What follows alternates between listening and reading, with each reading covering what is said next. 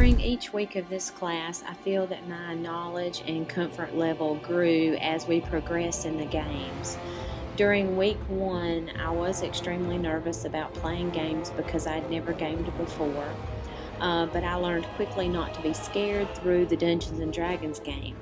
I enjoyed working with the team, making team decisions about what direction to take the game in, and I especially liked the fact that we actually created our own adventure within Dungeons & Dragons by the choices that we made. I did enjoy the role-playing and keeping up with my character and discovering the abilities of my character in Dungeons & Dragons. In week 1, I realized I thought I knew more about gaming than I did. The 2 assigned books helped me to recognize this. During week 2, I struggled to create a game like the ones I was reading about. I created a complete project that I liked very much, but Dr. Siegel helped me to see that the project wasn't truly a game. Once I corrected my mental picture of a good game, I went back to the drawing board and I created a virus game that will be a worthwhile activity in my class. I know this sounds crazy, but once I started playing Spore, I realized that some of these games could be integrated into a science classroom. Quest Atlantis furthered this thought for me. During weeks 3 and 4, I continued to play games and I started talking to my colleagues about the games that we could integrate into our science curriculum. In week 1, I learned that playing Dungeons & Dragons is actually pretty fun. The role-playing character building really makes you step into someone else's shoes. A very strong emotional and empathetic connection is made. I also realized that I am not as great as my character that I built. In week 2, in RuneScape, I came to see the open, undiscovered adventure as being very student-centered. I could do just about whatever I wanted.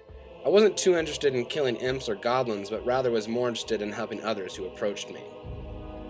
In week 3, I gained a deeper learning as I found that learning takes place through the mastery of semiotic domains. Though students may be able to read text, they need to be able to understand context, symbols, and requirements. G taught us that learner development through experience and shared group strategies can lead to stronger and more developed resources. The first thing that I learned is to look at video games in a different way. I used to consider video games as pure entertainment, something that you will do only to relax and have fun with your friends.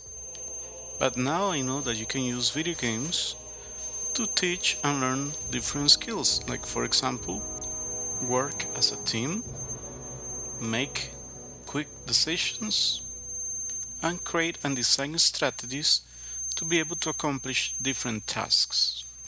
The second thing that I learned is that you can use video games in the classroom to complement or present a topic in a different way. There are different kinds of games that can be used for different situations. And probably the most important thing is that through these games, students will learn about different topics with an active participation. That means they will do instead of just sit and listen. I learned that by creating an adventure, the students have the freedom to explore and be creative. Not only does this create buy-in, but motivates a student in a non-traditional way. Oh, me? Yeah, I did have quite the challenge ahead of me. After reading Guy's book on semiotic domain, I realized that I have every reason to evaluate my students using gaming and more creative assessments. Not only is it less boring for me to grade, but the students must truly capture their knowledge, develop a better understanding, expand on that knowledge, and apply it to share with others. Who could ask for more? Yeah, I had an awesome time. You have to start somewhere, so why not cheap, low-tech, easy distribution? I mean, who can beat free? Dr. Braun really imparted some great wisdom and enthusiasm, but mostly I appreciated her professionalism, which had me stoked. I really want to see our district adopt Quest Atlantis.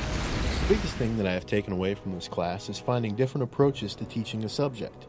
Submersing students in interactive environments gives educators unlimited resources and huge advantages over physical classrooms. Students can learn about chemical compounds or fly a plane without negative repercussions. I have learned that some of the most successful lessons are those that teach without the student knowing that they are learning. I especially loved Clark Aldrich's work highlighting where education is going and how to successfully create simulation environments for students. I also found G's semiotic domains to be interesting. The science behind how we learn and how that can be managed and manipulated has always been fascinating to me. Other than that, I have gained further insight into how today's student interacts with her peers. By learning this insight, I feel that I have another avenue to explore in which I can reach my future students.